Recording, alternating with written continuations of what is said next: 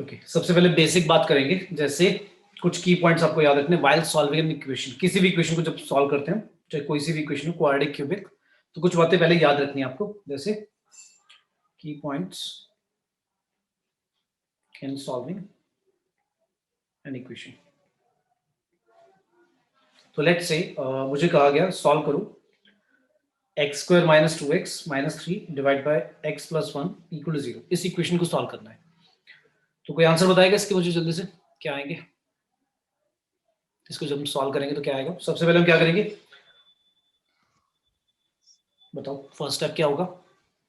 Sir हम इसकी factorisation करेंगे। बिल्कुल ठीक है, न्यूमरेटर को हमने फैक्टराइज कर लिया, क्या हो गया? x माइनस 3 x प्लस 1, यही आएगा, है ना? Yes sir. ठीक है, फिर अब क्या करें नेक्स्ट स्टेप? अगर हम इस तरह से कह दें कि हमने क्रॉस मल्टीप्लाई करके इसको यहाँ हटा दिया और ऐसे कह दिया, तो इससे फिर हम दो आंसर निकाल देंगे, x की वैल्यू 3 निकाल देंगे और x की वैल्यू -1। अब इसमें एक गड़बड़ है, तो आंसर फाइनल क्या होना चाहिए? दोनों होने चाहिए, एक ही आएगा इनमें से? आंसर क्या होना चाहिए हमारा? एक 3 होगा सिर्फ। क्यों? क्योंकि -1 गड़बड़ इसलिए हो गया क्योंकि भाई अगर x की वैल्यू -1 होगी तो डिनोमिनेटर क्या हो जाएगा? 0 हो जाएगा, जो ओरिजिनल इक्वेशन गिवन थी। तो यानी वो पॉसिबल नहीं है। तो यानी कि x की वैल्यू कुछ भी ले सकते हैं हम, लेकिन -1 नहीं होनी चाहिए। तो सॉल्व करके सिर्फ दो आंसर आए, उसमें से 3 लेंगे, -1 को इग्नोर कर देंगे। तो ऐसे नहीं करना कि क्रॉस मल्टीप्लाई कर दिया ऐसे और x की वैल्यू दोनों निकाल दी। हमें ओरिजिनल इक्वेशन में टेस्ट भी करना है कि डिवाइड में अगर वेरिएबल लिखा हुआ है डिवीजन में, तो वो 0 नहीं आ जाए, ऐसी वैल्यू नहीं आए। ठीक है, मान लो हमारी x की वैल्यू 3 और 4 आ गई होती, तो फिर 4 अलाउड था क्योंकि डिनोमिनेटर तो उससे 0 नहीं आएगा ना। ठीक है, तो ये बात याद रखनी है। ऐसे ही अगर मान लो ऐसे लिखा हुआ है, लेट्स से क्वेश्चन दे दिया, solve x q minus 4x and root में लिखा है एक्स स्क्वायर माइनस 1, इसको सॉल्व करना है। तो पहले आप क्या करोगे सॉल्व करने के लिए? स्क्वायरिंग करोगे, राइट? कर दें? स्क्वायरिंग करा तो क्या आएगा? अच्छा, स्क्वायरिंग करेंगे तो गड़बड़ हो जाएगी, तो लाइक 6 वाली पावर में चला जाएगा, फिर क्या करें? अच्छा, इसको हम फैक्टराइज कर सकते हैं, ये जो लिखा हुआ है x q minus 4x, x common लेकर क्या बचेगा? एक्स स्क्वायर माइनस 4 बचेगा, राइट? स्क्वायरिंग नहीं करते, कॉम्प्लिकेटेड हो जाएगा, फैक्टराइज कर लेते हैं। अगर फैक्टराइज यहीं पर ही हो रहा है तो ये तो हो गया फैक्टराइज पूरा का पूरा। इसको भी कर सकता हूँ मैं, x minus 1 x plus 1 is equal to 0। अच्छा, तो इसमें लाइक एक फैक्टर x आया, एक -2 आया, एक x प्लस 2 आया, एक रूट में ऐसे लिख सकता हूँ x माइनस 1 और एक और रूट में x प्लस 1। ठीक है, तो इन सभी फैक्टर में से कोई ना कोई तो फैक्टर 0 होगा, राइट? तभी आंसर आएगा, राइट? 0। तो इसका मतलब क्या क्या वैल्यूज आएंगी x की भाई हमारी, बताओ? अगर यहाँ से x की वैल्यू निकालते हैं तो 0 भी आ गई, इससे 2 इससे आ जाएगा, -2 इससे आ जाएगा, फिर 1 भी आ सकता है और -1 भी। पर क्या सारी वैल्यूज वैलिड है या कुछ वैल्यूज को हमें इग्नोर करना पड़ेगा? बताओ, सोच के बताओ। x की वैल्यूज क्या सारी होंगी या इनमें से कुछ वैल्यूज पॉसिबल नहीं है? कौन सी नहीं है, उसके पीछे रीजन है? कौन सी पॉसिबल नहीं है बेटा, बोलो बोलो। सर -2 0 एंड 1 -1 -2 0 एंड 1 ये पॉसिबल नहीं है, आप ये कह रहे हो ना? Sir -1 sir 0। अच्छा अच्छा, कौन कौन एग्री कर रहा है कि -2 पॉसिबल नहीं है? आप ये कह रहे हो -2 नहीं है, वो हैंड रेज कर दो एक बार जल्दी से, जो कह रहे -2 नहीं ले सकते x की वैल्यू।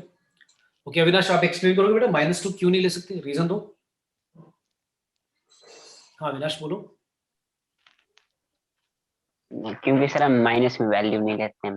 इस पे है नहीं यार, ये कोई रीजन तो है ना यार कि x के लिए माइनस नहीं हो सकती, ले सकते हैं। वो तो ऐसे क्वेश्चन होते थे जब आप 10th तक पढ़ते थे कि कोई वर्ड प्रॉब्लम होती थी, उस वर्ड प्रॉब्लम में लेट्स से आपको कहा जाता था कि x नंबर ऑफ स्टूडेंट है या x स्पीड है किसी कार की, तो वो नेगेटिव नहीं लेते थे, हम इग्नोर कर देते थे। बट यहाँ तो लाइक नॉर्मल इक्वेशन है, इसमें तो x कुछ भी हो सकता है। यस सर, ले सकते हैं -2। हाँ बोलो बोलो। सर ले सकते हैं -2। -2 ले सकते हैं भाई, -2 अलाउड है। नेक्स्ट और बताओ, 2 अलाउड है? Yes sir. 2 भी अलाउड है? 2 अलाउड नहीं है, नो सर। अच्छा राधिका बताओ बेटा क्यों अलाउड नहीं है 2? सर अलाउड है। अच्छा, फिर 1 बता दो जल्दी से, 1 अलाउड है?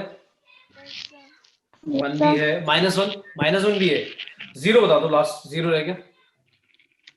अच्छा वो हैंड रेज कर दो, वो हैंड रेज कर दो जो कह रहे हैं 0 अलाउड नहीं है, 0 नहीं ले सकते, सिर्फ वो हैंड रेज कर दो।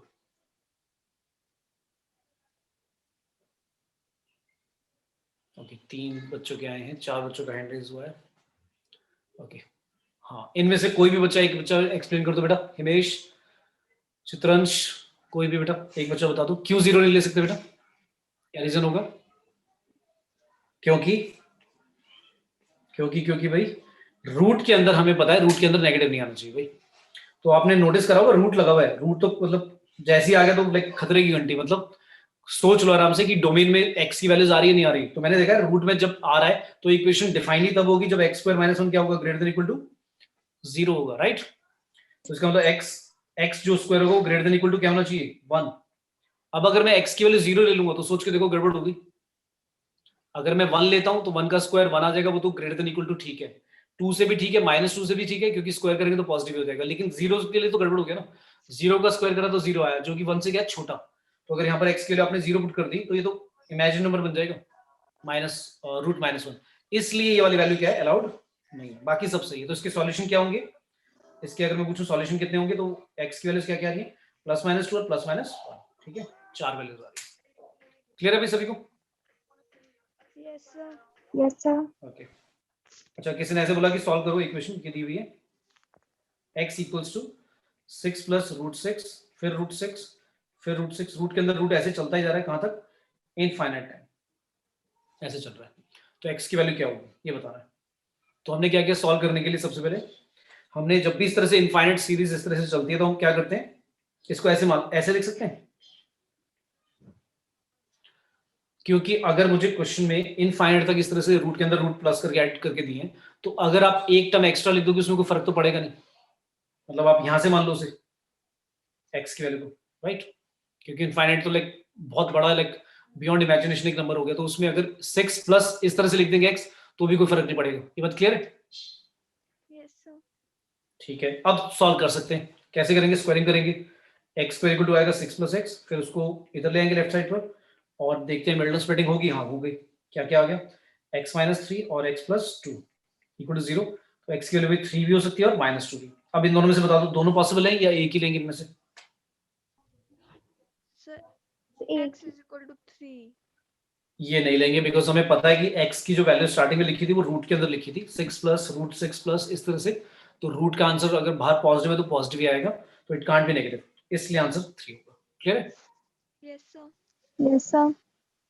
एक आता है जैसे मान लो ऐसा लिखा है, सॉल्व √x = x - 2, इसे सॉल्व करके बताना x क्या आएगा। तो हमने क्या किया, इसको सॉल्व करने के लिए हम क्या करेंगे, या तो इसको ऐसे लिख लो, ऐसे लिखने के बाद लेट कर लिया, लेट कर लो क्या, y = मान लो √x, y को अगर √x मान रहे हैं तो x की वैल्यू फिर y² माननी पड़ेगी। तो क्वाड्रिक बन गई, मतलब ये क्वाड्रिक थी नहीं जिसको हम क्वाड्रिक में चेंज कर सकते हैं, तो ऐसे हमने क्वाड्रिक बना दिया, y² - y - 2 = 0। इसकी मिडल स्प्लिटिंग कर ली, क्या आएगी, y - 2 और y + 1 है ना। तो y की वैल्यू आपकी एक 2 आ गई और एक y की वैल्यू -1 आ गई। अब इन दोनों में से कौन सी वैल्यू लेंगे y की, कौन सी इग्नोर करेंगे, हमें पता, 2 लेंगे। हाँ भाई 2 लेंगे, -1 पॉसिबल नहीं है तो ये इग्नोर कर देंगे। तो y की वैल्यू अगर 2 है तो 2 = √x है, तो फिर x कितना होगा भाई, 4 - 4 या सिर्फ 4 बता दो, सर 4। सिर्फ 4 भाई, स्क्वायर कर रहे हैं ना इसमें तो पॉजिटिव एक ही नंबर आएगा। ठीक है, क्लियर है सभी को? सर एक यस बार सर। रिपीट कर दो। रिपीट कर दो बेटा। देखो मैंने क्या किया, सॉल्व करनी थी इक्वेशन √x = x - 2, तो मैंने क्या करा, ये क्वाड्रिक लग नहीं रही थी, इसको क्वाड्रिक में चेंज कर दिया। कैसे, सबको एक तरफ ले गए, x - √x - 2 = 0, जिसमें हमने √x को मान लिया क्या, y मान लिया। और मुझे पता है कि √x अगर y मान रहा हूं तो x जो होता है वो √x का स्क्वायर होता है, तो वो क्या होगा, y² होगा। सो इक्वेशन बन गई हमारी y² - y = -2 = 0। इसकी मिडल स्प्लिटिंग कर दी, y - 2 y + 1 = 0। y की वैल्यू एक 2 आ गई और एक -1। अब हमें पता है कि y की वैल्यू आपने √x मानी है, तो √x की वैल्यू तो कभी नेगेटिव नहीं होगी भाई। तो यानी कि y की वैल्यू जो -1 थी उसको इग्नोर कर दिया हमने, और y की वैल्यू 2 लेकर अगर √x = 2 है तो फिर x कितना होगा, 4 होगा। 4। क्लियर है? Yes sir. Yes sir. ठीक है। अच्छा, एक होता है लॉस ऑफ रूट। कभी कभी क्या होता है, जैसे अब ये तो पता लग गया कि जब भी क्वेश्चन हम सॉल्व करेंगे तो उसमें अगर आपके सॉल्यूशन एक से ज्यादा जो भी आ रहे हैं उनको आप ओरिजिनल इक्वेशन में क्या करोगे, टेस्ट करोगे कि उनमें से कोई वैल्यू ऐसी तो नहीं है जो डोमेन से आउट हो गई, मतलब जो वैल्यू हम ले ही नहीं सकते। मतलब बेसिकली डोमेन को देखकर समझना है कि ले सकते हैं। जैसे आपको पता है कि ओरिजिनल इक्वेशन में रूट एक्स लिखा है, तो रूट में तो जब भी आज आपको पता होना चाहिए कि रूट या डिवाइड में अगर कभी भी लिखा हो कुछ वेरिएबल फॉर्म में, तो वो जीरो नहीं होनी चाहिए डिवाइड में, और रूट के अंदर नेगेटिव नहीं होना चाहिए, जीरो हो सकता है, ठीक है। तो अगर ऐसी कोई वैल्यूज आ रही है तो उनको आप फिर इग्नोर कर दोगे। नेक्स्ट आता है, जैसे मान लो लिख दिया किसी ने x square equal to 3x, चलो बताओ जल्दी से एक्स क्या होगा, इसको क्या सॉल्व करो। तो इसमें एक्स की वैल्यू एक ऑप्शन दिया किसी ने 1, बी ऑप्शन दिया 3, सी ऑप्शन दिया 0 और 3, और डी ऑप्शन दिया नन। तो इनमें से कौन सा ऑप्शन सही होगा, पोल में कंडक्ट कर रहा हूं एक, उसमें बता दो बेटा ऑप्शन अपने। ओके, आज पोल में कुछ गड़बड़ हो रही है, पोल लॉन्च नहीं हो रहा। चलो ABCD वैसे ही बता दो चैट बॉक्स में, जिसके आंसर आ जाते हैं चैट बॉक्स में लिख दो। इनमें से कौन सा ऑप्शन करेक्ट होगा, 1 ओनली, 3 ओनली, 0 और 3, और फिर नन।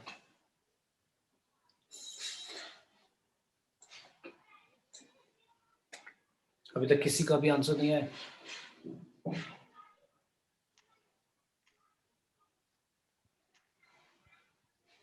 सर सी ऑप्शन आया। Sir C option. सी, सबका सी आ रहा है भाई, या कुछ ऐसे भी है जो बी ऑप्शन बोल रहे हैं 3 ओनली।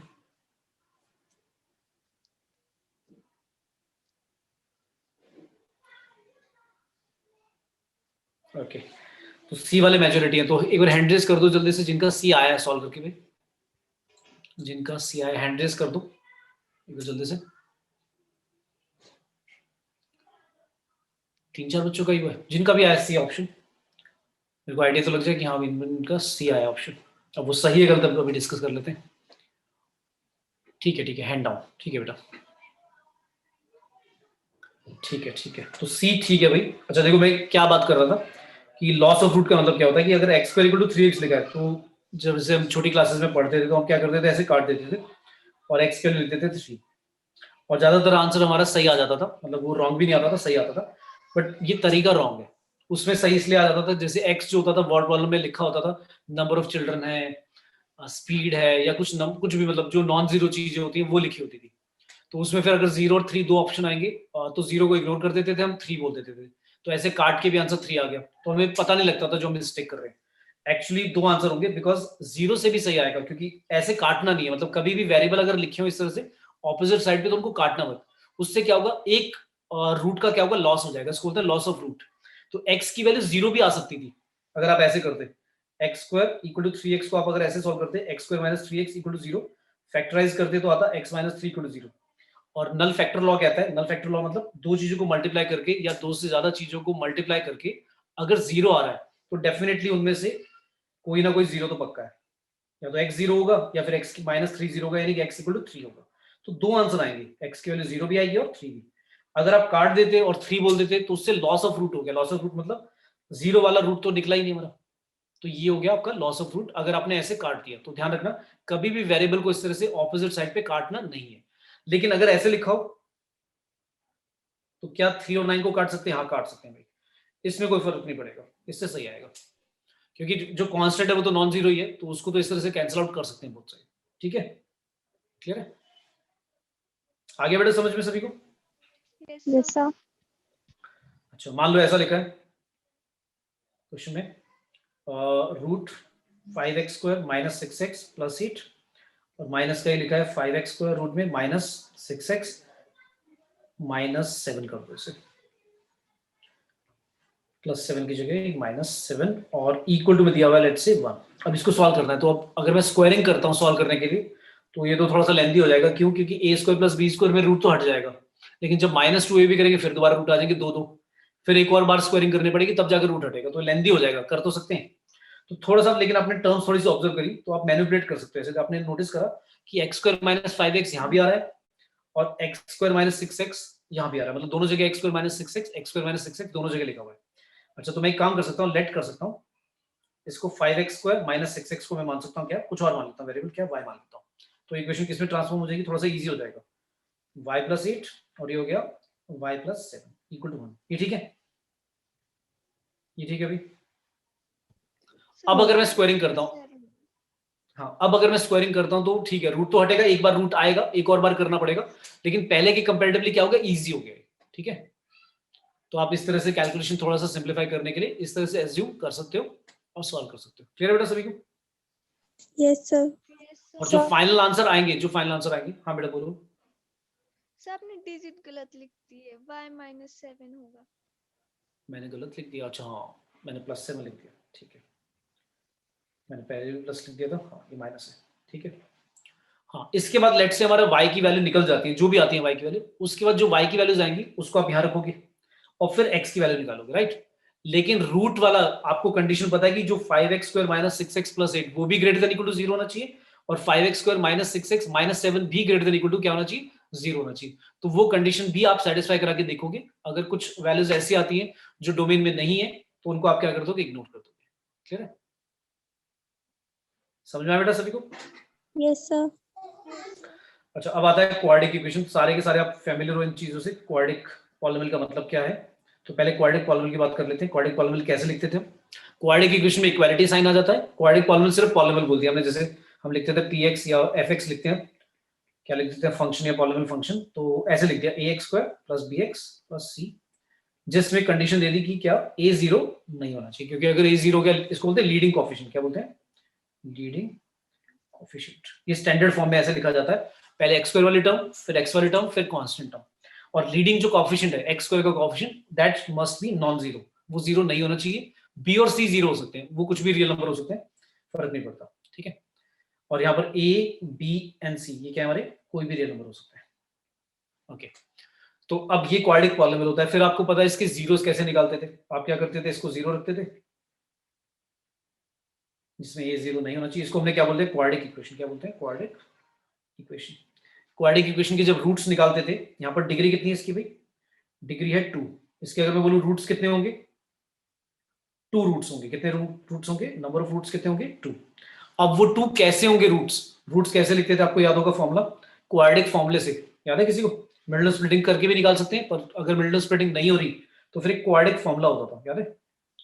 क्वाड्रिक फॉर्मूला क्या होता था भाई, x इक्वल टू क्या होता था, -b + √d / 2a, या फिर -b - √d / 2a, जिसमें आपका एक को आपने अल्फा बोल दिया और एक को आपने बीटा बोल दिया। यही रूट्स होते हैं जो x की वैल्यूज होती हैं, जिनके लिए अगर मैं इक्वेशन में पुट करूंगा ये वाली वैल्यूज, तो आंसर क्या आएगा, 0 आएगा। ये मतलब होता है जीरो या roots.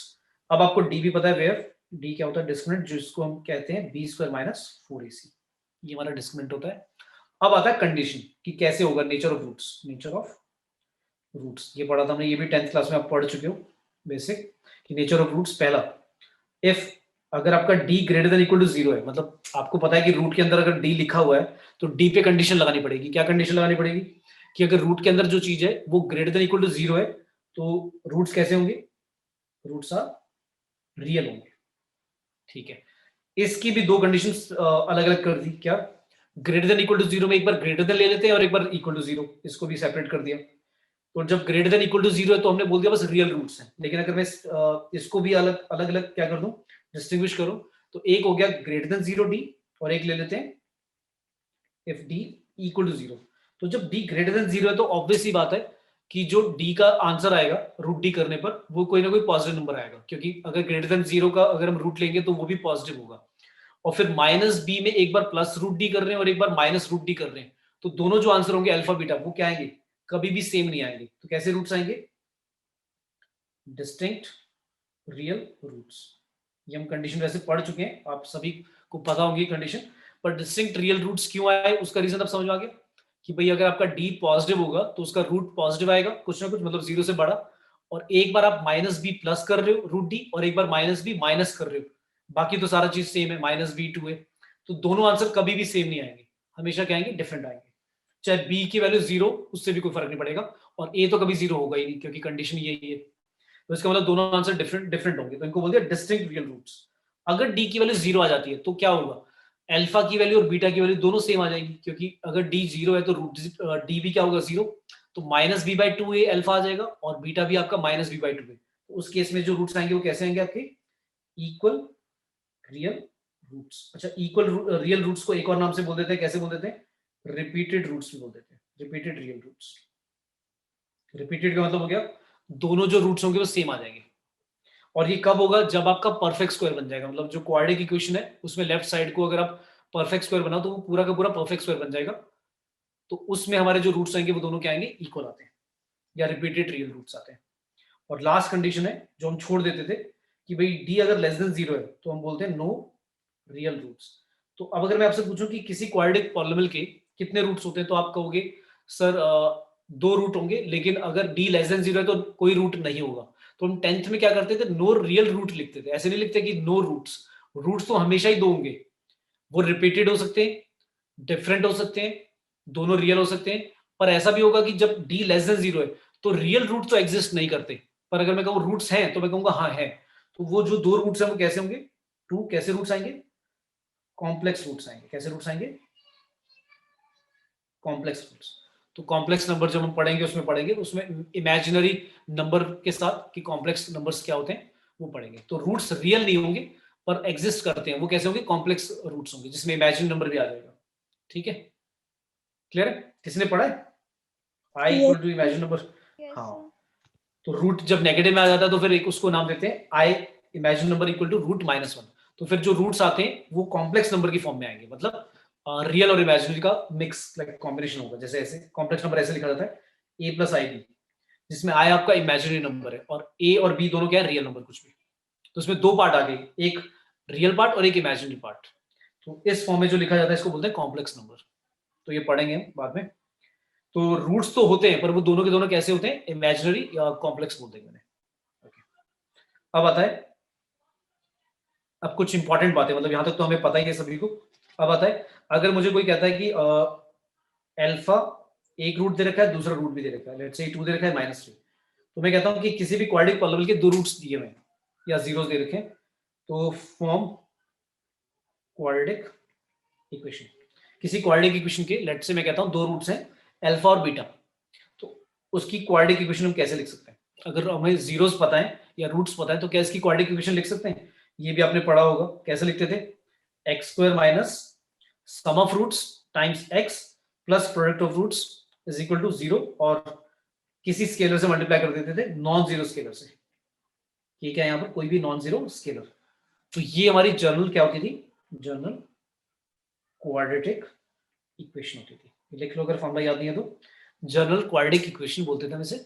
X square minus sum of roots times x plus product of roots equal to 0, और के से मल्टीप्लाई कर दो पूरी इक्वेशन को। तो ये हमारा, अच्छा के जो है वो मैंने दोबारा बोल रहा हूँ क्या है? नॉन जीरो स्केलर है, कुछ भी हो सकता है, √2, 3, 4, 5 -1/3 कुछ भी। तब भी, क्योंकि देखो ना, अगर मैं तुम्हें कहूँ इसकी पहले इक्वेशन बना लो, चलो क्या आएगी? के टाइम्स क्या आएगी? X square minus sum of roots करोगे क्या आएगा? 2 - 3 कितना हो जाएगा? -1। तो माइनस माइनस प्लस एक्स हो जाएगा, और प्रोडक्ट ऑफ रूट्स करोगे तो -x आएगा इक्वल टू 0। तो अगर k की वैल्यू चाहे कुछ भी हो, चलो लेट्स से एक बार एक काम करते हैं, k की वैल्यू 1 ले लेते हैं और एक बार k की वैल्यू 2 ले लेते हैं। तो 1 लेके इक्वेशन बनेगी 1 time x square plus x minus 6 equal to 0। तो यहां से जब आंसर निकालोगे मिड टर्म स्प्लिटिंग करके तो क्या आएगा? x plus 3 x minus 2 equal to 0। तो एक बार आपका 3 आ गया या -2 दोनों आ गए। लेकिन अगर मैं 2 भी ले लेता हूं तो क्या आंसर डिफरेंट आएगा? वही आएगा अभी भी? क्या आएगा भाई? सेम आएगा या डिफरेंट? So different.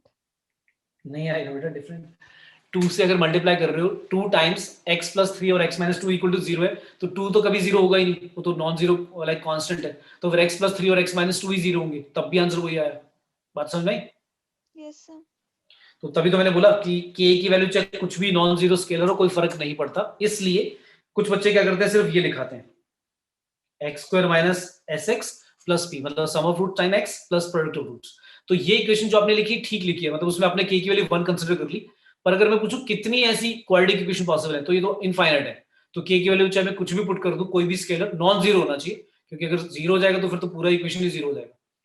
ठीक है, तो हम मान के चल रहे हैं क्वाड्रेटिक इक्वेशन में जो लीडिंग कोएफिशिएंट है वो नॉन जीरो है, तो k जीरो नहीं होना चाहिए। तो फिर k की वैल्यू चाहे कोई भी नॉन जीरो स्केलर हो, रूट्स जो होंगे वो हमेशा क्या होंगे? यही होंगे, 2 और -3 होंगे। ठीक है, क्लियर है? तो अगर आप k की वैल्यू 1 लेकर लिख रहे हो तो वो एक पर्टिकुलर केस हो जाएगा, मतलब वो एक पर्टिकुलर केस हो जाएगा एक इक्वेशन का। ठीक है, क्लियर है बेटा? Yes, sir. Yes, sir. Yes. ठीक है। अच्छा, अब कुछ और बातें आपको ये भी पता होगा, relation between the roots and the coefficient. relation between roots and coefficient of quadratic equation. किसी क्वाड्रेटिक इक्वेशन की जो कोफिशिएंट है, कोफिशिएंट का मतलब जो आप क्वाड्रेटिक इक्वेशन लिखते हो क्या लिखते हो, ax square plus bx plus c where equal to 0 where a is not equal to 0। तो इसमें जो कोफिशिएंट बोलेंगे, कोफिशिएंट वो क्या हम ले रहे हैं, a b c, x square का कोफिशिएंट, x का कोफिशिएंट और कांस्टेंट टर्म, इनको हमने कोफिशिएंट बोल दिया, और जो रूट्स हैं वो अल्फा बीटा। तो इन अल्फा बीटा और कोफिशिएंट में एक रिलेशन होता है, क्या रिलेशन होता है, ये भी आप पढ़ चुके हैं। अल्फा प्लस बीटा क्या होता है, माइनस बी बाई, और अल्फा बीटा क्या होता है बेटा, सी बाई। ये कहां से आता है, ये कहां से आया है, तो अगर आपने अल्फा और बीटा की जो वैल्यू पीछे निकाली थी, क्या निकली थी, ये निकली थी ना, मैंने अल्फा और बीटा लिखा था, ये रहा आपका अल्फा और ये रहा आपका बीटा। अगर आप इन दोनों को ऐड करोगे देखो क्या आएगा, अल्फा प्लस बीटा अगर करते हो आप तो क्या आएगा, 2a एलसीएम आएगा, डिनोमिनेटर सेम है, माइनस बी दो माइनस बी हो जाएंगे, और डी रूट पॉजिटिव और नेगेटिव वाला कट जाएगा, तो माइनस 2b और नीचे 2a, 2 से 2 कट जाएगा, तो क्या आ गया आंसर, माइनस बी बाई ए आ जाएगा। और अगर आप मल्टीप्लाई करते हो तो मल्टीप्लाई करके फिर सॉल्व करके क्या आएगा, सी बाई आएगा। तो अब मैं पेपर में करने थोड़ी ना बैठूंगा कि अल्फा प्लस बीटा करके देखता हूँ और अल्फा इंटू बीटा करता हूँ, तो ये मैंने रिलेशन लर्न कर लिया, ये आपने 10th में भी पढ़ा होगा या 9th में, ठीक है बेटा, क्लियर है। तो ये रिलेशन दोनों के बीच में याद रखना है।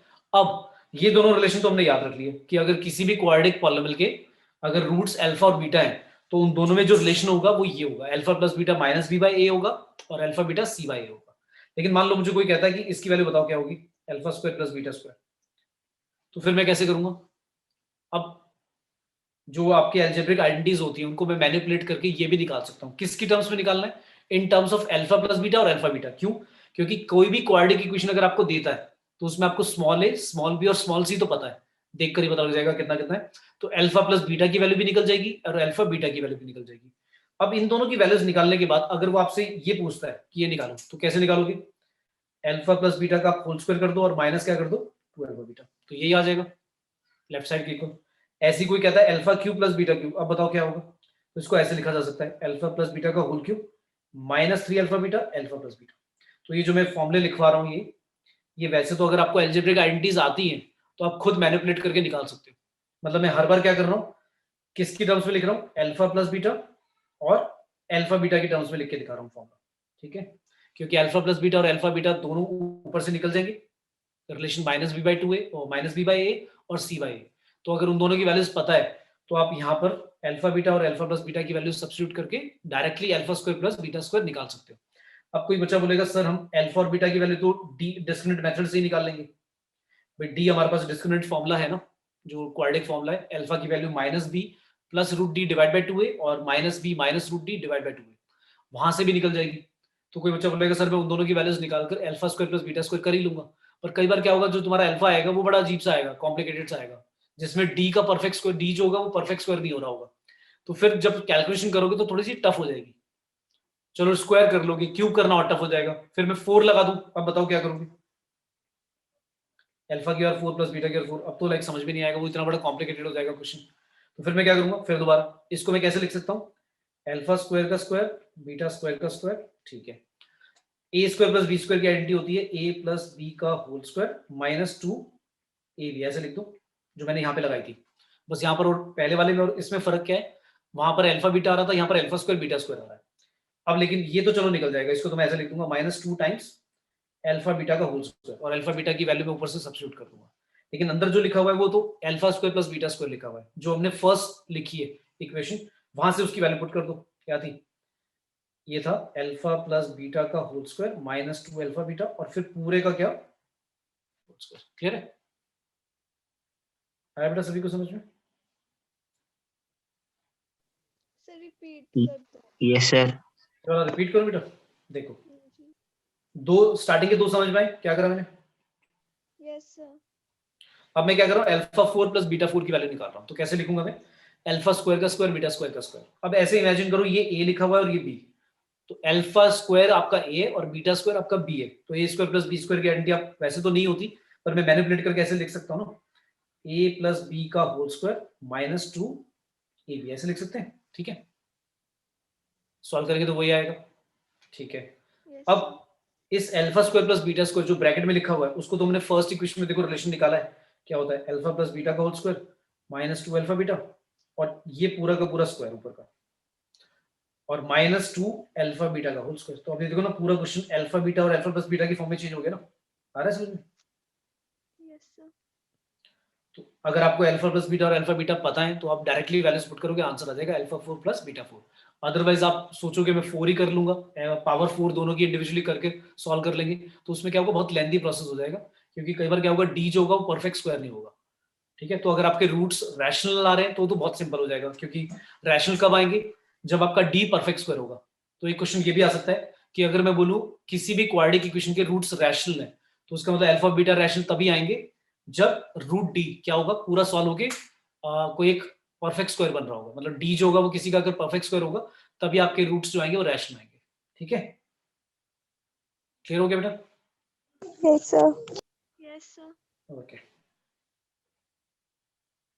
इसके बाद नेक्स्ट है, अच्छा मान लो रैशनल नहीं है रूट्स, या कुछ और कंडीशन लेते हैं, जैसे मान लो हमने कहा if a b c belongs to क्या क्यू, क्यू मतलब रैशनल नंबर का सेट, रैशनल नंबर सारे रैशनल नंबर का सेट से बिलोंग करते हैं एबीसी, मतलब एबीसी जो है कुछ ना कुछ रैशनल नंबर है, ठीक है, जो कोएफिशिएंट है क्वाड्रेटिक इक्वेशन के, और D is not a perfect square. भाई अगर डी परफेक्ट स्क्वायर नहीं है तो तुम्हें पता है कि तुम अल्फा जो बीटा की वैल्यू लिखते हो उसमें रूट डी आता है, minus b plus root d divide by 2a minus b minus root d divide by 2a। तो अगर डी परफेक्ट स्क्वायर नहीं है तो आपको समझ में आ गया कि अल्फा और बीटा कैसे आएंगे, then alpha comma beta are कैसे आएंगे, इररेशनल आएंगे। कैसे आएंगे?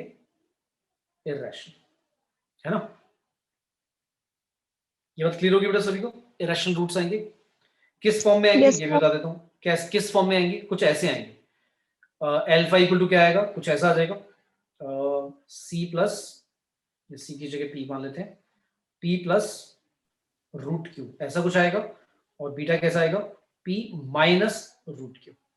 अच्छा दोनों को एक नोटिस करो, दोनों को नोटिस करो, मतलब दोनों में डिफरेंस जो है वो यही होता था ना, minus b plus root d होता था और एक में minus b minus root d होता था, दोनों के नीचे 2 ही होता था। तो मैंने ऐसा लिख दिया, तो ऐसा इसलिए लिख दिया क्योंकि इसको अगर आप ऐसे लिखो alpha equal to minus b by 2a और प्लस का root d divide by 2a, और बीटा को ऐसे लिख दो minus b by 2a plus sorry minus root d divide by 2a। तो इसको मैंने p बोल दिया, इसको मैंने क्या बोल दिया रूट क्यू बोल दिया, फिर ऐसे ही मैंने इसको p बोल दिया और इसको माइनस रूट क्यू। तो आपने नोटिस करा होगा ये दोनों बिल्कुल एक जैसे आ रहे हैं, बस प्लस माइनस का डिफरेंस है, मतलब एक p प्लस रूट क्यू की फॉर्म में आएगा और एक p माइनस रूट क्यू की फॉर्म में आएगा। ठीक है, क्लियर बेटा सभी को? Yes, sir. क्योंकि दोनों में बस प्लस माइनस का डिफरेंस होगा, मतलब ऐसा नहीं होगा कभी कि एक आ रहा है p प्लस रूट क्यू और दूसरा आ रहा है p प्लस 2 रूट क्यू या माइनस 2 रूट क्यू, ऐसा कभी नहीं आएगा। तो अगर मैं आपको एक इररेशनल रूट दे देता हूं तो आप दूसरा इररेशनल रूट डायरेक्टली लिख सकते हो। तो अगर मैं ऐसा क्वेश्चन दे दूं क्या, if a quadratic equation has one of the irrational root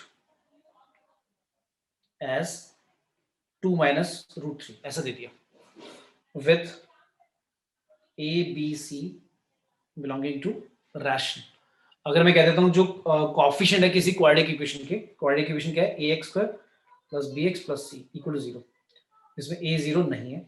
अगर इस इक्वेशन के अगर मैं कह देता हूं इस इक्वेशन का एक इररेशनल रूट जो है वो ये है 2 माइनस रूट 3, और ए बी सी कैसे हैं सारे के सारे रैशनल है, देन अदर रूट क्या होगा आप डायरेक्टली बता सकते हो, मतलब क्वाड्रेटिक इक्वेशन हमें पता नहीं है लेकिन हम डायरेक्टली बता सकते हैं कि पक्का क्या आएगा, क्या आएगा भाई अदर रूट 2 प्लस रूट 3 आएगा, क्या आएगा 2 प्लस रूट 3।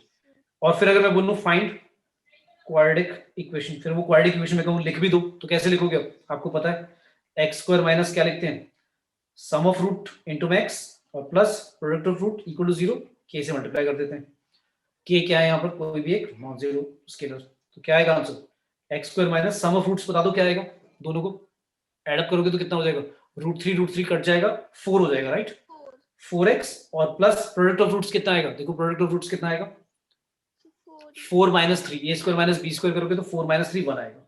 तो इस इक्वेशन के अगर आप रूट निकालोगे डी वाले मेथड से, इसके x की value minus b plus minus का रूट डी, डी कितना होगा बी का स्क्वायर माइनस का 4 a into c divide by twice a कितना है 1।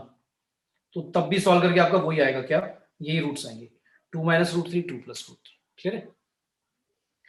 तो हमने ये बात सीखी कि अगर किसी भी क्वाड्रेटिक इक्वेशन में अगर जो एबीसी कोएफिशिएंट्स हैं वो अगर रैशनल है तो उनमें से अगर उसके रूट्स, अगर एक रूट इररेशनल है तो दूसरा रूट भी क्या होगा इररेशनल होगा। तो अगर एक रूट ऐसा है p माइनस रूट क्यू तो दूसरा क्या होगा p प्लस रूट क्यू होगा। अगर एक p प्लस रूट क्यू है तो दूसरा p माइनस रूट क्यू होगा। क्लियर है बेटा? तो हमेशा ऐसे पेयर में एग्जिस्ट करेंगे अगर आपकी कोएफिशिएंट कैसे रैशनल, और अगर एक इररेशनल है तो दूसरा भी फिर इररेशनल होगा, बस इस फॉर्म में चेंज हो जाएगा। ठीक है? क्लियर हो गया बेटा सभी को? Yes sir. Yes, sir. Relation में बता चुका हूं। लेट से अभी क्वेश्चन लेते हैं। क्वेश्चन दे दिया। अच्छा, जैसे मैंने बोला रैशनल और इररेशनल, थोड़ा सा कॉम्प्लेक्स नंबर बता देता हूं क्योंकि इसमें बार बार मैं बात करूंगा बीच बीच में। तो लेट से कॉम्प्लेक्स नंबर हम ऐसे लिखते हैं z equals to a plus i b, जिसमें a और b क्या होते हैं हमारे रियल नंबर होते हैं, जिसमें a क्या होता है real part of z। z क्या है यहाँ पर कोई भी एक कॉम्प्लेक्स नंबर। तो यानी कि अगर जैसे हम नंबर सिस्टम में कैटेगरी लेते थे तो आपने अभी तक रियल नंबर पढ़े थे, तो रियल नंबर में दो तरह के नंबर पढ़ते थे आप, रैशनल और इररेशनल। रूट के अंदर नेगेटिव वाले नंबर नहीं लेते थे।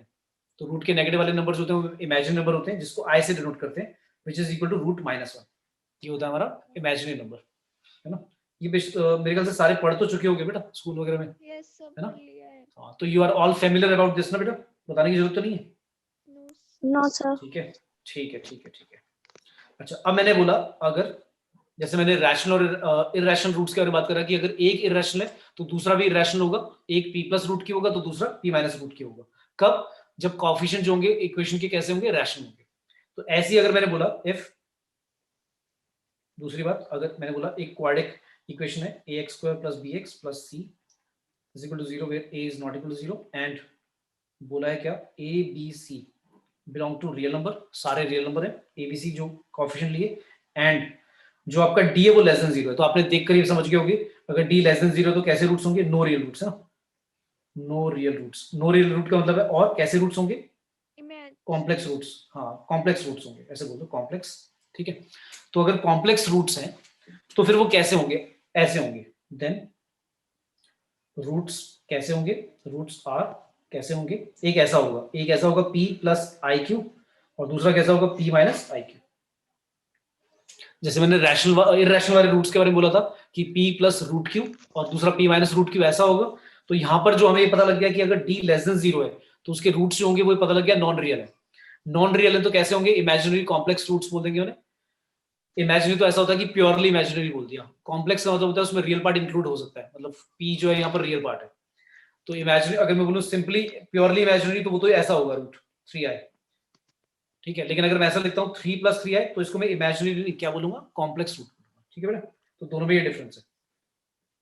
तो हो सकता है आपका कुछ रियल पार्ट भी उसमें आ रहा हो, तो फिर आप ये बोलोगे कि जो रूट्स होंगे वो कॉम्प्लेक्स होंगे और ऐसे एग्जिस्ट करेंगे। इनको क्या बोलते हैं, कॉन्जुगेट। याद है आपको? अगर z होता था p प्लस आई क्यू तो z का कॉन्जुगेट यही तो होता था p माइनस आई क्यू। तो इसका मतलब ये हुआ जो रूट्स होंगे वो क्या होंगे, कॉम्प्लेक्स कॉन्जुगेट होंगे। ठीक है? क्लियर है? Yes sir. कॉम्प्लेक्स कॉन्जुगेट होंगे रूट्स।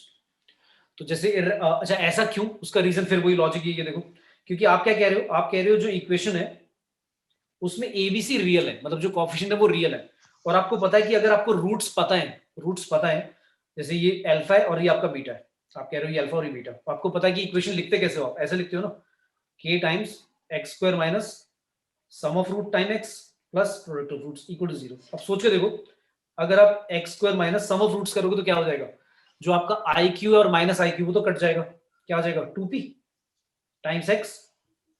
ठीक है, स्मॉल p लिख देता हूं, नहीं तो कंफ्यूज हो जाओगे, प्रोडक्ट बोल रहा हूं या p बोल रहा हूं। और दूसरा क्या होगा, अगर प्रोडक्ट करोगे तो कितना आएगा, p प्लस आई क्यू को अगर p माइनस आई क्यू के साथ मल्टीप्लाई करेंगे तो क्या हो जाएगा भाई, p का स्क्वायर माइनस आई स्क्वायर क्यू स्क्वायर, और आपको पता होगा आई स्क्वायर की वैल्यू -1 होती है, राइट?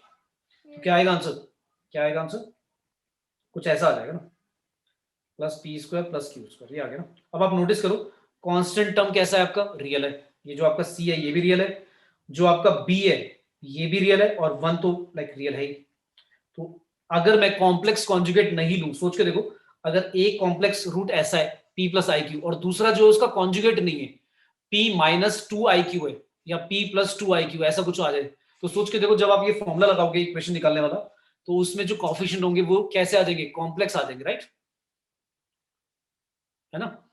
तो ये कंडीशन इस वजह से लगी है क्योंकि अगर आपके कोएफिशिएंट स्टार्टिंग में आपने बोल दिया कि जो a plus B, A B और सी जो कोएफिशिएंट्स हैं क्वाड्रेटिक इक्वेशन के, वो कैसे रियल है, आपने बोला यहाँ पर, ये इंपॉर्टेंट बात है। अगर रियल है और d की वैल्यू लेस देन 0 आती है, ये दो बातें अगर हैं, तो उसके जो रूट्स होंगे वो कॉम्प्लेक्स होंगे, ये बात कंफर्म है। लेकिन कैसे होंगे, ऐसे होंगे, कैसे, कॉम्प्लेक्स कॉन्जुगेट होंगे एक दूसरे के, मतलब कोई भी नहीं, मतलब ऐसे नहीं कि कुछ भी आ जाएगा कॉम्प्लेक्स, हमेशा ऐसा आएगा। तो अगर मैं आपको एक दे दूंगा तो दूसरा निकाल लोगे आप। तो अगर मैं एक देता हूं कि 2 प्लस आई रूट 3, एक रूट दे दिया मैंने, तो दूसरा क्या होगा, अगर मैंने एक 2 प्लस आई रूट 3 दिया है तो दूसरा क्या हो जाएगा, 2 माइनस आई रूट 3 हो जाएगा पक्का। मतलब अगर मुझे कोई क्वाड्रेटिक इक्वेशन नहीं भी दे तो मुझे पता लग जाएगा कि यही होगा। अदरवाइज जो रूट्स जो कोएफिशिएंट है क्वाड्रेटिक इक्वेशन के एबीसी वो रियली नहीं होंगे, ठीक है, बात समझ में आती है। Yes, sir. ओके, तो ये रिलेशन समझ में आ गया और इस तरह से आ गया। लेट्स से क्वेश्चन ले लेते हैं, पेपर में आया हुआ, लेट्स से ये आपका क्वेश्चन था, किसी ने पूछा आपसे, हमें दिया हुआ है क्या, if alpha and beta are roots of two roots of equation दी हुई है क्या, ऐसी इक्वेशन दे दी, x square minus 64x plus का 256 इज इक्वल टू 0, ये आपकी क्वाड्रेटिक इक्वेशन दी हुई है, इसके दो रूट्स हैं अल्फा और बीटा, और फिर पूछा देन फाइंड द वैल्यू, आपको वैल्यू निकालनी है किसकी, ऑफ, ऐसा दे दिया, अल्फा का क्यूब, बीटा की पावर 5 और होल की पावर कितनी 1/8, फिर प्लस बीटा का क्यूब, नीचे अल्फा की पावर 5, होल पावर 1/8, इसकी वैल्यू बतानी है। अब आप सोच के देखो कि अगर आपको रूट्स आप अल्फा और बीटा निकाल भी लो, लेट्स से डी वाले मेथड से या मिडल स्प्लिटिंग से, तो ये जो पावर जिस तरह से दी हुई है तो एक बड़ा कॉम्प्लेक्स हो जाएगा। पहली बात तो देखो मिडल स्प्लिटिंग हो जाएगी क्या इसकी, 256 मल्टीप्लाई करके आ रहा है, ऐड करके आ रहा है -64 हो जाएगा। अगर मैं डी वाले मेथड से निकालूं तो सॉल्व हो जाएगा भाई। डी वाले मेथड से सॉल्व करने के लिए डी जो होना चाहिए परफेक्ट स्क्वायर होना चाहिए। देखना भाई परफेक्ट स्क्वायर आ रहा है क्या, डी निकालोगे क्या आएगा, बी का स्क्वायर माइनस का 4 टाइम्स ए इंटू सी। अच्छा ये आया, तो थोड़ा सा मैं ऑब्जर्व करने के लिए कि भाई परफेक्ट स्क्वायर है भी या नहीं, पूरा सॉल्व करने की भी जरूरत नहीं है। 64 का स्क्वायर आया 64 इंटू 64 माइनस का 4 टाइम्स 256। अब आपको पता है कि अगर मैं 256 को तो 16 इंटू 16 लिख सकता हूँ ना, दोनों में से क्या कॉमन आ जाएगा बेटा, 64 कॉमन आ जाएगा, क्या बचेगा 64 माइनस 64 है ना, तो क्या आ गया आंसर भाई, डी की वैल्यू कितनी आ रही है, डी की वैल्यू भाई क्या आ गई, 0 आ गई, राइट। अगर डी 0 आ गया तो आपका अल्फा और बीटा निकाल सकते हैं ना, क्या क्या होगा बता दो, अल्फा कितना होगा, अगर आपका डी 0 तो मतलब ये परफेक्ट स्क्वायर होगा, किसका भाई दिख रहा है, किसका परफेक्ट स्क्वायर है, किसी को आया समझ में, x माइनस, नहीं ये तो परफेक्ट स्क्वायर बनेगा भाई, एक मिनट, डी हमने निकाला 64 माइनस 60, अच्छा 16 आएगा भाई, गड़बड़ होगी ना, मैं भी कहूँगी परफेक्ट स्क्वायर तो दिख नहीं रहा, यहाँ पर मैंने 64 बना दिया इन दोनों को लेकर, है ना, इन दोनों को लेकर 64 बना दिया ये, तो यहाँ पर भाई 16 बचेगा, ये जो मैंने 64 लिख दिया यहाँ पर 16 आएगा, सॉरी कितना आएगा 16, तो क्या आएगा आंसर 64 मल्टीप्लाइड बाय कितना, 16 माइनस करके क्या आएगा 48। अब आपका डी जो आपको दिख रहा होगा कि परफेक्ट स्क्वायर नहीं है, क्यों, क्योंकि 64 का तो रूट 8 हो जाएगा, लेकिन 48 का रूट नहीं होता, 48 में से 16 का रूट 4 हो जाएगा, रूट 3 बचेगा, तो ये आया आंसर। अब आप सोच के देखो, अगर आपकी डी की वैल्यू ऐसी आई है तो आपको समझ में आ गया कि रूट्स जो होंगे वो इररेशनल होंगे, है ना, इररेशनल रूट्स होंगे पेयर में, p प्लस रूट क्यू और एक p माइनस रूट क्यू। तो अब सोच के देखो, अगर आपको अल्फा और बीटा की डायरेक्टली वैल्यू पुट करनी पड़े, यहाँ पर क्यूब करना पड़े, 5 पावर करनी पड़े और उसकी भी पावर 1/8, तो सॉल्व हो जाएगा, नहीं होगा ना, ये बात समझ आ रही है, ठीक है भाई। Yes, sir. तो अगर वो उस तरह से सॉल्व होगा ही नहीं, साफ समझ में आ रहा है, तो मुझे क्या करना चाहिए, वो जो रिलेशन था ना अल्फा प्लस बीटा और अल्फा बीटा, वो वाला रिलेशन यूज करना पड़ेगा, पर उससे पहले मुझे क्या करना पड़ेगा, इसको थोड़ा सा क्या करना पड़ेगा, सिंप्लीफाई करना पड़ेगा। उसको पहले सिंप्लीफाई कर लो, इसको क्या कर लेते हैं, सिंप्लीफाई कर लेते हैं, क्योंकि बड़ा अजीब सा लिखा हुआ है, क्योंकि इसमें डायरेक्टली अल्फा प्लस बीटा और अल्फा बीटा समझ में नहीं आ रहा कहां पर कैसे सब्स्टिट्यूट करना है। तो मैंने इसको क्या करा, सिंप्लीफाई करा। करो भाई सिंप्लीफाई, कैसे करोगे, power to the power multiply हो जाती है तो क्या आएगा, अल्फा की पावर 3/8 आएगी, बीटा की पावर 5/8 आएगी, प्लस बीटा की पावर 3/8 आएगी, और यहाँ पर अल्फा की पावर 5/8 आएगी। एलसीएम ले ले, एलसीएम लेंगे तो कितना आएगा, अल्फा की पावर 5/8, बीटा की पावर 3/8, सॉरी हाँ यही है, अच्छा दोनों की पावर 5/8 है, सॉरी दोनों की पावर भाई 5/8, ठीक है। अब न्यूमरेटर में बताओ क्या आएगा, कोई बताएगा। न्यूमरेटर में अल्फा की पावर 3/8 को आप अल्फा की पावर 5/8 से मल्टीप्लाई करोगे तो अल्फा ही तो हो जाएगा, ये बात ठीक है। और बीटा की पावर 3/8 को बीटा की पावर 5/8 से मल्टीप्लाई करोगे, पावर एड होगी 8/8, ये भी 1 हो जाएगा, तो बीटा आ जाएगा। अब आपके पास ऊपर तो अल्फा बीटा आ गया, लेकिन डिनोमिनेटर में अभी भी अजीब सा लिखा हुआ है, लेकिन उसको भी मैं कैसे लिख सकता हूँ, उसको मैं अल्फा बीटा की टर्म्स में ऐसे लिख सकता हूँ ना, अल्फा बीटा की पावर होल पावर 5/8 ना। तो हमने क्या करा, पूरा क्वेश्चन को जो मैं बोल रहा था स्टार्टिंग में कि अल्फा प्लस बीटा और अल्फा बीटा की फॉर्म में चेंज कर लो, कर लिया। अब अल्फा प्लस बीटा और अल्फा बीटा की वैल्यू तो मैं बहुत इजीली निकाल सकता हूँ, कैसे, कितनी है भाई देखकर बता दो जल्दी से, अल्फा प्लस बीटा कितना है और अल्फा बीटा कितना है बताओ। अल्फा प्लस बीटा की वैल्यू कितनी होगी भाई, अल्फा प्लस बीटा बीटा कितना है, माइनस बी बाय ए होता है, तो कितना आएगा 64, So 64 by प्लस हाँ 64/1 आएगा, और माइनस माइनस प्लस हो जाएगा, और ये होता है सी बाई ए, सी बाई ए कितना होगा 256/1 मतलब 256 होगा। तो अल्फा प्लस बीटा की वैल्यू भी पता है और अल्फा बीटा की वैल्यू भी पता है। अल्फा प्लस बीटा है हमारा 64 और अल्फा बीटा की वैल्यू आई है 256 की पावर कितनी 5/8। अब 5/8 पावर हम सॉल्व कर सकते हैं, हाँ कर सकते हैं भाई। 256 तो मुझे पता है 2 की पावर कितनी होती है भाई, 2 की पावर 8 ही होती है, राइट है ना। 256 क्या होता है भाई, 2 की पावर 10 तक आपको याद होना चाहिए। 2 की पावर 10 होती है 1024, 2 की पावर 9 होती है 512, 2 की पावर 8 होती है 520 256, और 2 की पावर 7 करोगे तो 120 एंड सो ऑन। तो 2 की पावर 8 होता है 256, और power to the power multiply हो जाते हैं, ये तो कट गया। 64 ऊपर चल रहा है और नीचे क्या आ गया 2 की पावर 5 जो कि होता है 32, तो काट के कितना बचेगा भाई 2 बचेगा। ठीक है सभी को, आया बेटा समझ में सभी को, बोलो yes sir. क्लियर है। यस चलो सर। एक और करके दिखाओ। क्वेश्चन है, इफ अगेन ऐसे ही बोल दिया मैंने क्या, if alpha and beta are roots of quadratic equation, एक क्वाड्रेटिक इक्वेशन गिवन है क्या, 7x² माइनस का 3x माइनस 2 = 0। इस क्वाड्रेटिक इक्वेशन के रूट्स दे दिए आपको अल्फा एंड बीटा, और फिर फाइंड करने को बोला, फाइंड करो क्या, फाइंड करना है आपको alpha upon 1 minus alpha square and plus beta upon 1 minus beta square, इसकी वैल्यू निकालनी है। बहुत सिंपल है क्वेश्चन, जल्दी से। Alpha upon 1 minus alpha square and beta upon 1 minus beta square. तो उस झंझट में मत पड़ना कि हम पहले सोच लें कि अल्फा और बीटा की वैल्यू, रूट्स की वैल्यू हम निकाल लें और फिर सब्स्टिट्यूट कर दें।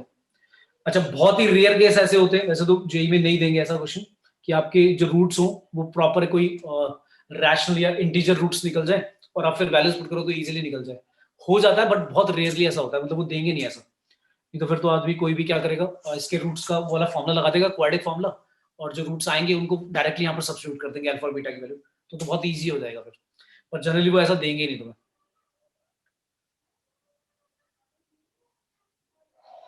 तो बताओ भाई आंसर क्या है इसका।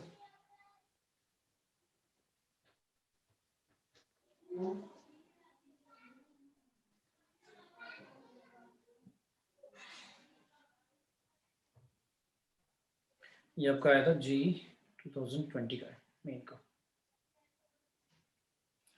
बहुत ही सिंपल क्वेश्चन।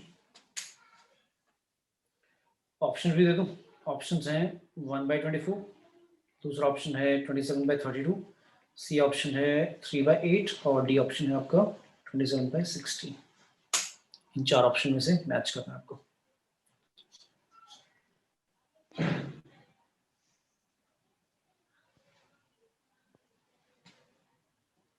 जिसका भी आंसर आ रहा था चैट बॉक्स में भेज दो, क्या आंसर आ रहा है आपका।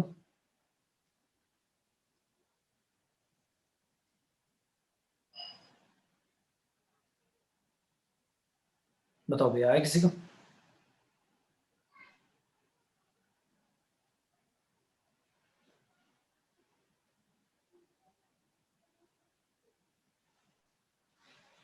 ए हमारा 7 है, बी हमारा -3 है, सी हमारा -2 है। अल्फा प्लस बीटा की वैल्यू कितनी आएगी? -d/a और अल्फा बीटा आएगा हमारा c/a। So तो अल्फा प्लस 27/32. यही आ रहा है Sorry, 27/16. 16। कोई और वेरीफाई करेगा भाई? यही आ रहा है सेकंड डी ऑप्शन। डी आ रहा है भाई किसी का?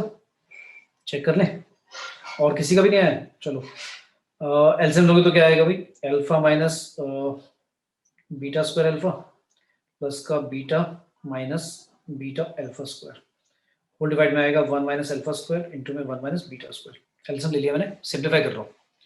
इसमें से अल्फा प्लस बीटा तो पहले अलग कर दो, ये दोनों, इन दोनों में से बाकी दोनों में से अल्फा बीटा कॉमन ले लो तो क्या बचेगा? अल्फा प्लस बीटा ही बचेगा। अच्छा, और डिवाइड में 1 minus alpha square minus beta square और plus alpha square beta square, ऐसा आ गया।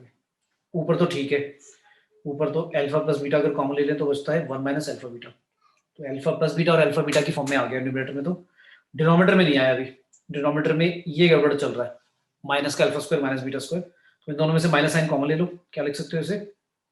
अल्फा प्लस बीटा का whole square minus 2 alpha beta, याद है बताया था अभी फॉर्मूला, और लास्ट वाले को अल्फा बीटा का होल स्क्वायर। तो ये आ गया हमारा। अब अल्फा प्लस बीटा की वैल्यू पुट कर दो, कितनी थी भाई? अल्फा प्लस बीटा था तुम्हारा 3/7 और 1 माइनस अल्फा बीटा हो जाएगा 1 प्लस 2/7। ठीक है, और डिवाइड में क्या चल रहा है? 1 माइनस अल्फा प्लस बीटा का होल स्क्वायर। तो अल्फा प्लस बीटा की वैल्यू है 3/7 का whole square minus 2 times alpha beta जो कि है -2/7। ब्रैकेट बंद करो, और प्लस का लिखा है अल्फा बीटा का होल स्क्वायर जो कि हो जाएगा -2/7 का होल स्क्वायर। इसको सॉल्व कर लो, 3/7 ये हो जाएगा 9/7। होल डिवाइड में क्या चल रहा है? 1 माइनस 3/7 का स्क्वायर कितना हो जाएगा? 9/49। 49. हाँ, और माइनस माइनस प्लस हो जाएगा 2/7। ये वाला ब्रैकेट बंद करो, माइनस का 4/49। तो 49 तो उड़ा दो सबका एक बार जल्दी से। 27 ऊपर बचेगा और नीचे आएगा 49, एलसीएम ले रहा हूँ, माइनस का 9 माइनस का 7 इंटू 2 14 और माइनस का 4, ये आएगा। कितना आ रहा है? 27 डिवाइड बाय, इन सबको ऐड करोगे क्या आएगा भाई? 18 और 27, 49 माइनस 27 कितना होता है? 16। Yes, sir.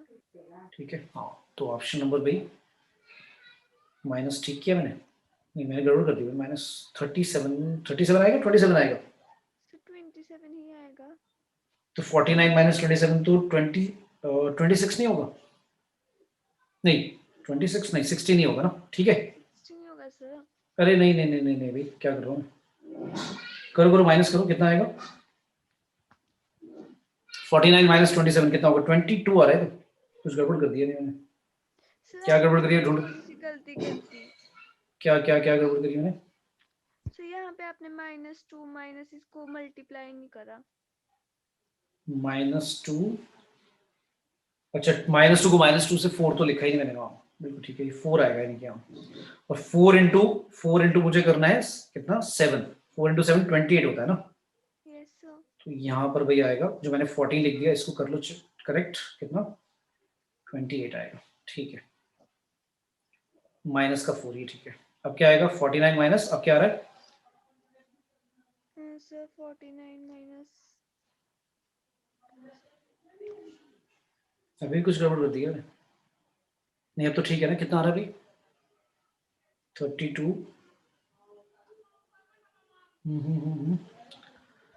एलसीएम लिया हमने, कुछ और भी गड़बड़ कर दी क्या मैंने?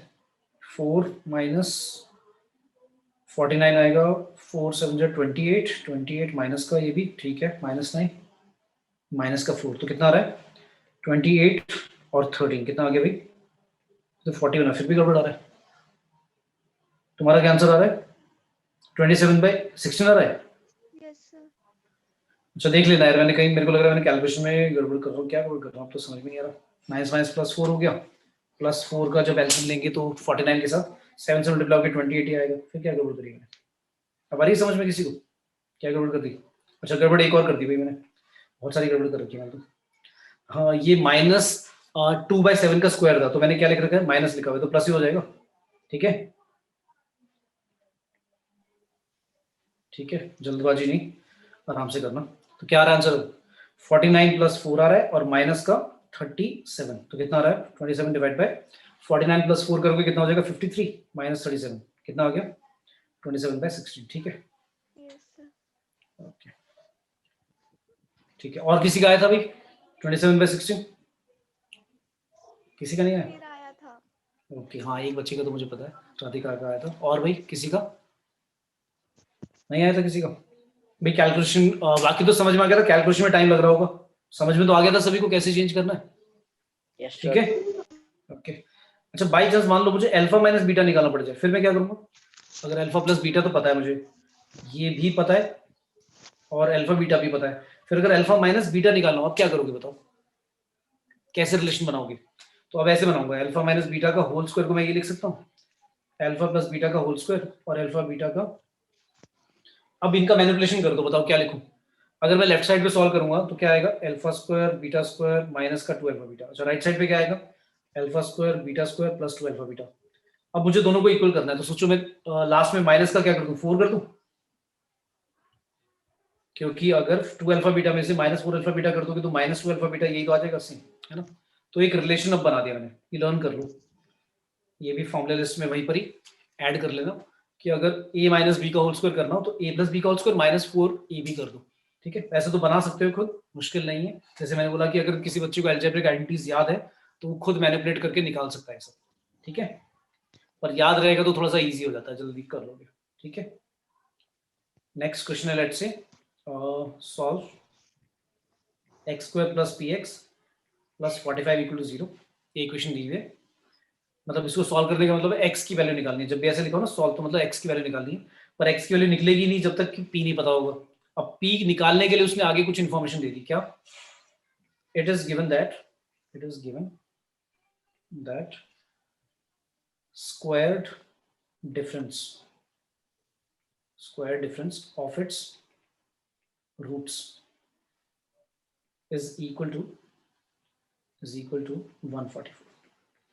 हमें क्या कह दिया उसने कि जो रूट्स है उनका डिफरेंस का स्क्वायर डिफरेंस मतलब डिफरेंस का स्क्वायर हमें गिवन है 144, मतलब हमें ये गिवन है अल्फा माइनस बीटा का होल स्क्वायर। कोई बच्चा बोलेगा सर अल्फा माइनस बीटा का स्क्वायर होगा या बीटा माइनस अल्फा, क्योंकि पता तो नहीं है कि कौन सा रूट है बड़ा, तो कोई भी ले लो, स्क्वायर कर रहे हैं, स्क्वायर में तो फर्क ही नहीं पड़ेगा। तो ये इक्वल टू दिया हुआ है कितना, 144। अब आपको इसकी वैल्यू पता है, अभी हमने लिखी थी ना, कुछ लिखी थी, क्या लिखी थी, अल्फा माइनस बीटा का होल स्क्वायर लिखा था, अल्फा प्लस बीटा का होल स्क्वायर -4 अल्फा बीटा।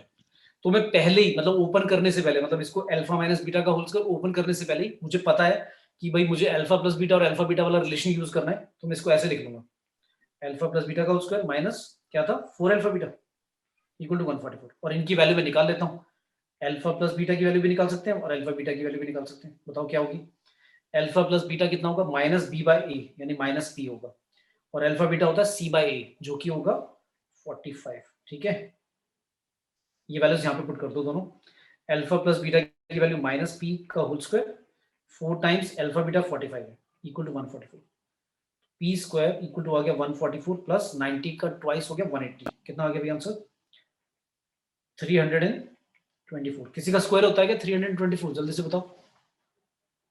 18 18 का होता है, वेरी गुड, 18 का स्क्वायर हो गया, तो 18 माइनस का भी आएगा प्लस भी, दोनों आएंगे ना, हमें तो नहीं पता ना पॉजिटिव है नेगेटिव। ठीक है, तो अगर p की वैल्यू 18 है तो हमारी क्वाड्रेटिक इक्वेशन क्या बनेगी, ऐसी बनेगी x² प्लस px था तो प्लस 18x प्लस का 45 = 0। यहाँ से दो आंसर आ जाएंगे, और अगर p की वैल्यू -18 है तो x² - 18x प्लस 45 = 0, यहाँ से दो आंसर आ जाएंगे।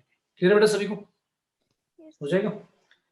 इससे दो आंसर आ जाएंगे, क्या क्या आएंगे, 15 और 3 -15 -13 -3 सॉरी, और यहाँ से आएगा प्लस के आएंगे दोनों 15 और 3, तो 4 रूट्स आ गए हमारे, क्या क्या, 3 + 15 और -3 -15।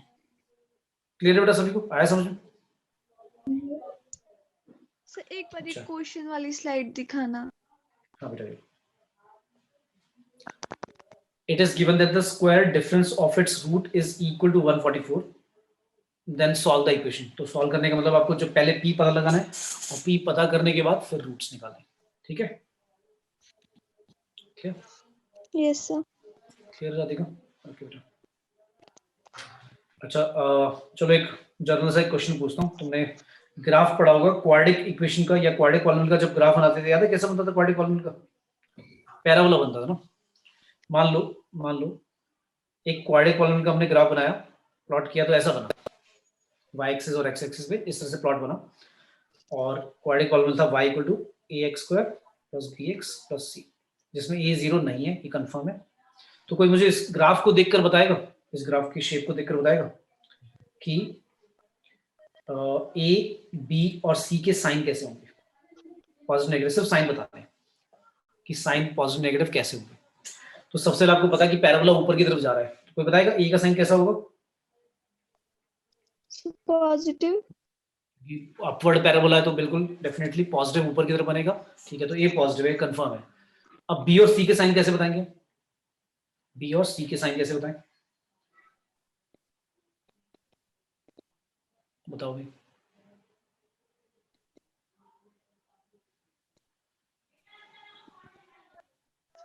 सर डिस्क्रिमिनेंट से।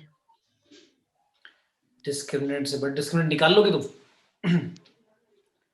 डिस्क्रिमिनेंट तो होता है बी स्क्वायर माइनस 4ac, ना तो बी पता ना सी पता, तो उससे साइन कैसे पता लगेगा बेटा? बी और सी का साइन तो नहीं पता लग सकता उससे। Sir minus B upon.